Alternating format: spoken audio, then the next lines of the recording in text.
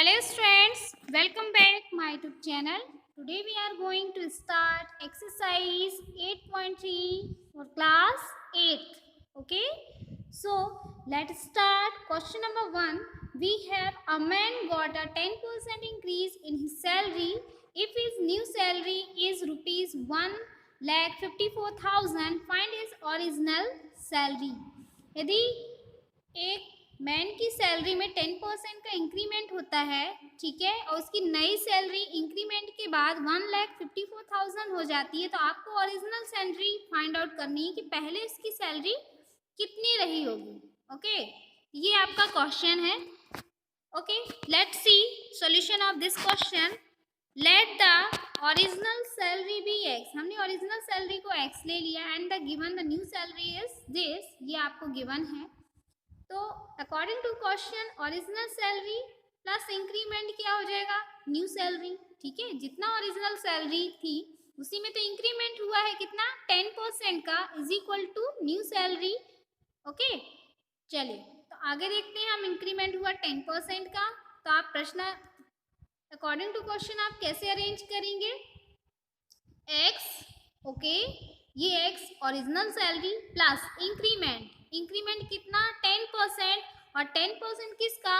X का 10% increment हुआ है। ठीक है, ओके, इज इक्वल टू में ये आपकी न्यू सैलरी। ओके स्टूडेंट्स, तो इसको आप सॉल्व करेंगे एलसीएम लेके। कितना हो जाएगा? 110x upon 100 is equal to 154,000। Okay, यहाँ से आप क्रॉस मल्टीप्लिकेशन करेंगे, कितना हो जाएगा? 110x is equal to 154,000।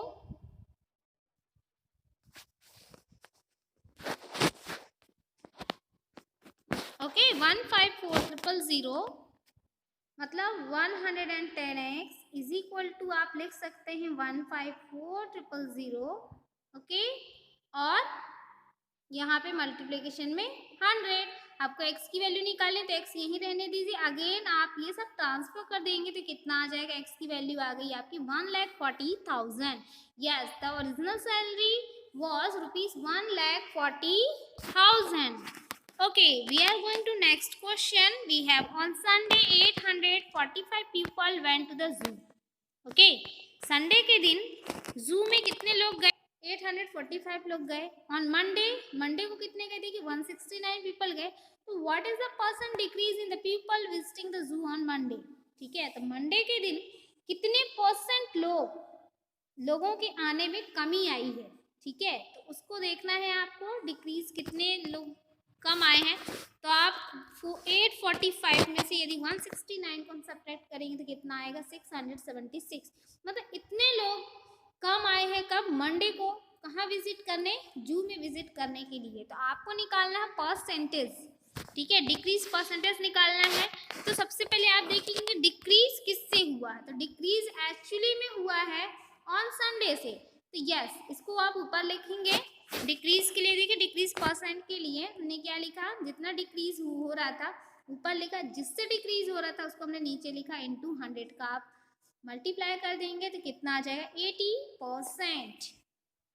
Okay student, so please pause the video and note it down.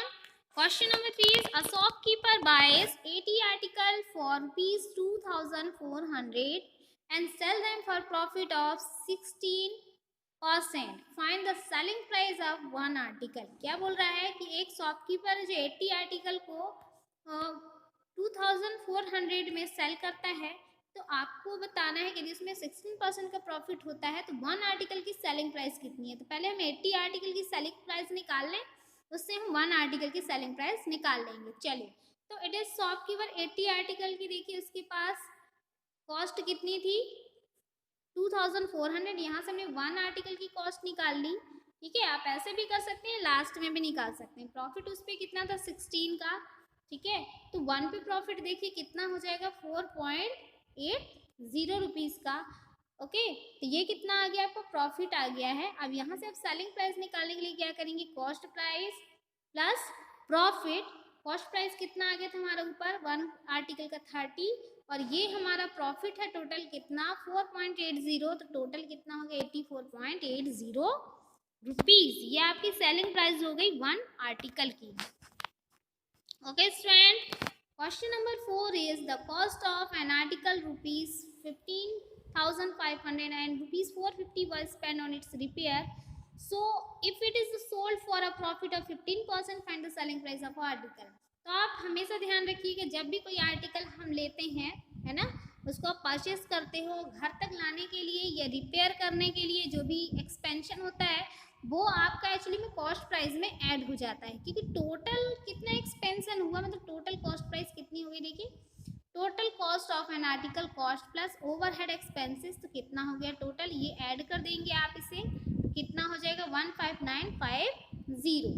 Okay, अब प्रॉफिट कितने परसेंट का हो रहा है, ठीक है, प्रॉफिट परसेंट से हम यहाँ पे प्रॉफिट निकाल लेंगे, तो प्रॉफिट कितना हो रहा है देखिए 2392, हमें फाइंड आउट करनी थी इसकी सेलिंग प्राइस। तो देखिए selling price is equal to क्या होता है, cost price plus profit, cost price में हमने प्रॉफिट को ऐड कर दिया, तो ये हमारी सेलिंग प्राइस आ गई किसकी, 1 आर्टिकल की। Okay, so question number 5 is a VCR and TV were bought for ₹8,000 each।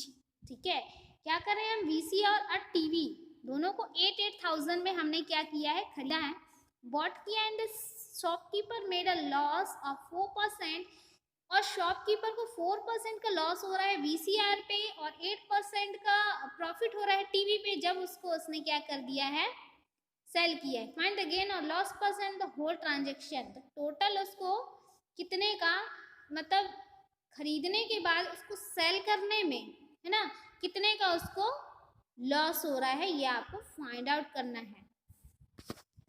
Okay, तो कॉस्ट प्राइस ऑफ VCR कितना दिया देखेंगे आप यहाँ पे 8,000, उस पर लॉस कितना दिया 4,000, ठीक है, तो cost price is ₹100, selling price is 96। यदि हम इस लॉस से देखें तो मान लिया हमारे पास यदि कॉस्ट प्राइस जब 100 रुपये हुआ होगा, तब हमारी सेलिंग प्राइस कितनी रही होगी, 96 रही होगी। क्यों, क्योंकि हमने 4 को इससे माइनस कर दिया, ठीक है, क्योंकि 4% का लॉस हो रहा था, 100 रुपए में 4% कितना हो गया 96, मतलब चलिए, तो व्हेन कॉस्ट प्राइस इज 8,000, यदि कॉस्ट प्राइस आपकी 8,000 है, तब सेलिंग प्राइस कितनी हो जाएगी, 8,000 का मल्टीप्लाई कर दीजिए इसमें, क्योंकि ये हमारा 1 का कॉस्ट आ गया है, ठीक है, तो कितना हो गया 7,680। And cost price of TV का कितना कॉस्ट प्राइस है 8,000, then the shopkeeper made a profit, और उस पर उसने प्रॉफिट कितना कमाया है टीवी पे, देखिए 8%। तो मान लिया हमारे पास कॉस्ट प्राइस यदि 100 रुपये है, तो 100 रुपये में सेलिंग प्राइस कितनी होगी, 8 रुपये बढ़ जाएगी, ठीक है।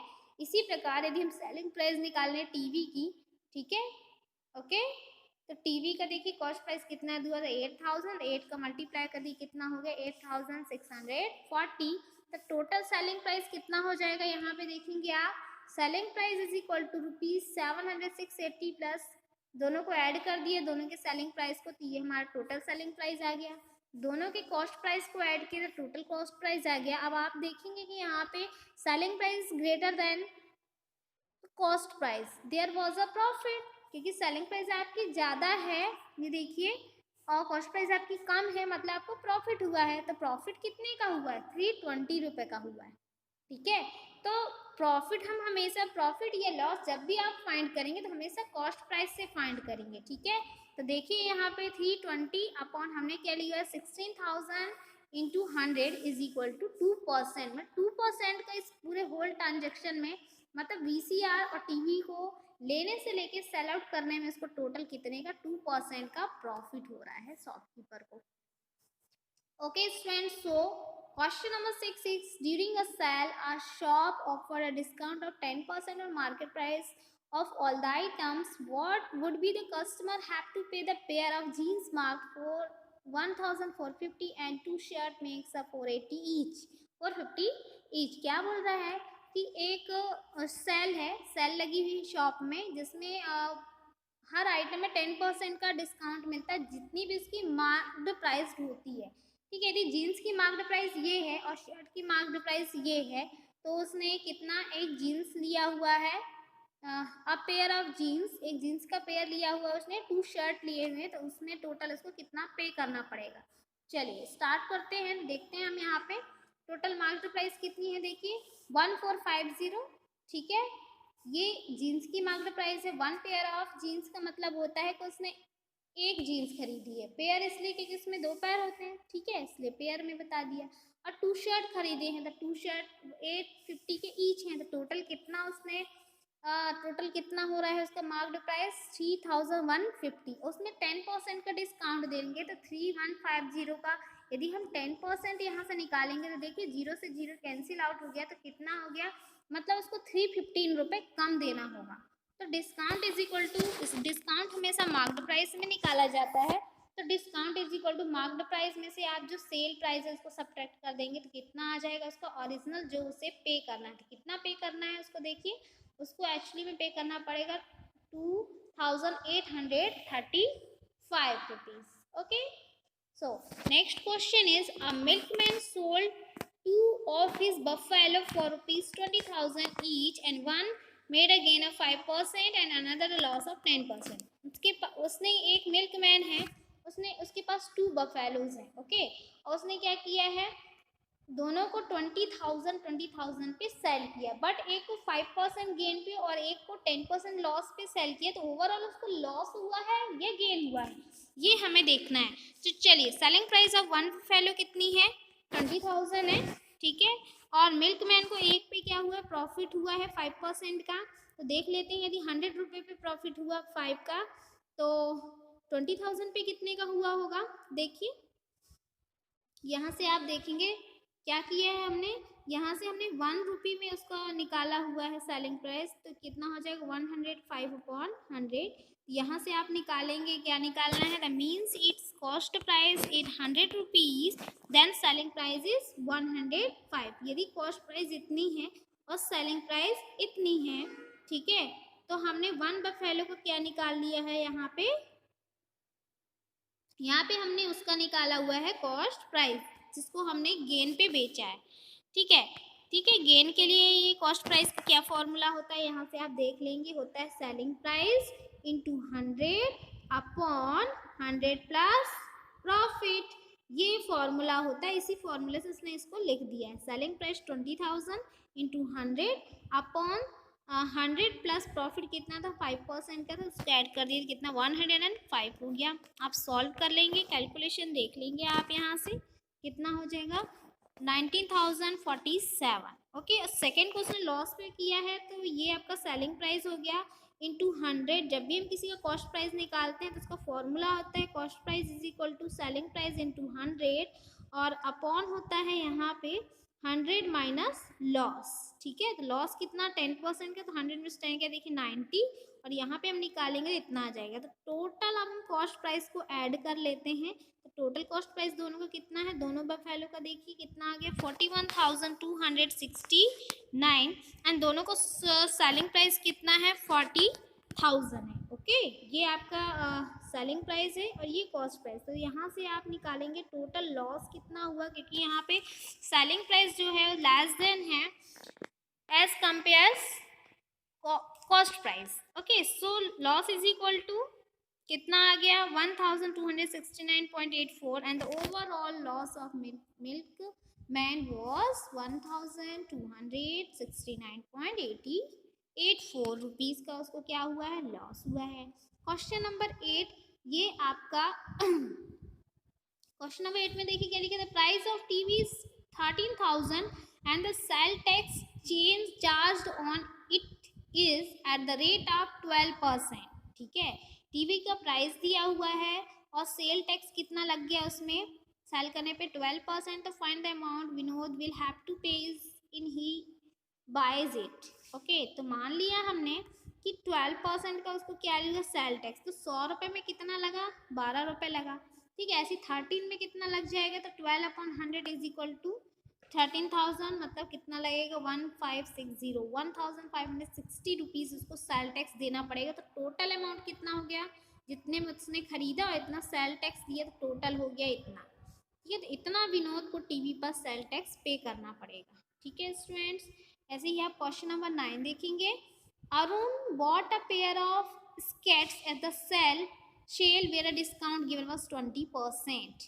यदि उसने अरुण है, यदि उसने स्केट्स खरीदे हैं एक पेयर मतलब दोनों पैर का एक पेयर कहलाता है ना, जैसे अपनी शूज होते हैं तो वन पेयर में होते हैं क्योंकि वो टू होते हैं लेकिन पेयर में होते हैं, ठीक है। तो Arun bought a pair of skates sale discount 20% discount पे उसने क्या किया है, एक स्केट्स खरीदा है एंड द अमाउंट कितना पे किया 16,000। तो उसकी मार्क्ड प्राइस हमको फाइंड करनी है, कितनी रही होगी इसकी मार्क प्राइस। तो मान लिया मार्क्ड प्राइस यदि एक्स रुपीज़ होगी तो डिस्काउंट परसेंट से आप निकालेंगे डिस्काउंट परसेंट कितने, फॉर्मूला क्या होता है, discount upon marked price into 100। तो आपको डिस्काउंट परसेंट दिया हुआ है, ठीक है, ओके। और यहाँ पे आप देखेंगे कि 20 आपको दिया हुआ है, डिस्काउंट आपको नहीं मालूम है, डिस्काउंट तो आपको निकालना है ना, यहाँ से आप डिस्काउंट निकालेंगे। मान लिया मार्क्ड प्राइस हमने यहाँ पे x रुपये पुट कर दिया तो कितना हो गया डिस्काउंट, x अपॉन 5, मतलब जितना भी x होगा उसका x बाय 5। तो डिस्काउंट इक्वल टू क्या होता है, marked price minus selling price. तो देखिए डिस्काउंट कितना आया, x अपॉन 5, मार्क्ड प्राइस ये हो गई और ये सेलिंग प्राइस, ठीक है। इनको सॉल्व करेंगे आप कितना आ जाएगा 2000। Okay students, so question number 10 is a purchase. I purchase hair dryer for 5,400 including 8% weight. ठीक है, value added tax, weight that means value added tax, find the price before VAT was added। आपको वो price find करनी जब आपका VAT apply नहीं होता है, ठीक है। तो हेयर ड्रायर में जब वैट अप्लाई नहीं होगा तो तब उसका प्राइस आपको फाइंड आउट करना है। चलिए देखते हैं हम। The price include VAT, VAT का प्राइस देखिए, जब प्राइस में वैट इंक्लूड होगा तो 8% VAT means the price without VAT is 100 रुपये। पहले 100 रुपये रहा होगा, वैट इंक्लूड होने के बाद कितना हो गया 108 रुपीज़ हो गया, ठीक है।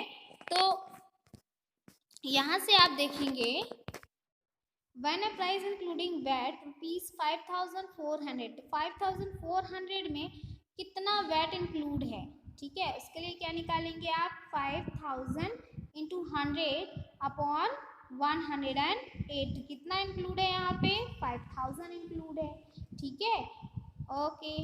चलिए तो फिर thus the price of hair dryer addition of VAT is 5,000। Okay students, इस तरह आपकी एक्सरसाइज यहाँ पे फिनिश होती है। So please pause the video and note it down. और यदि आपको किन्हीं क्वेश्चंस में if you have any doubts any queries so please ask me on comment box and WhatsApp.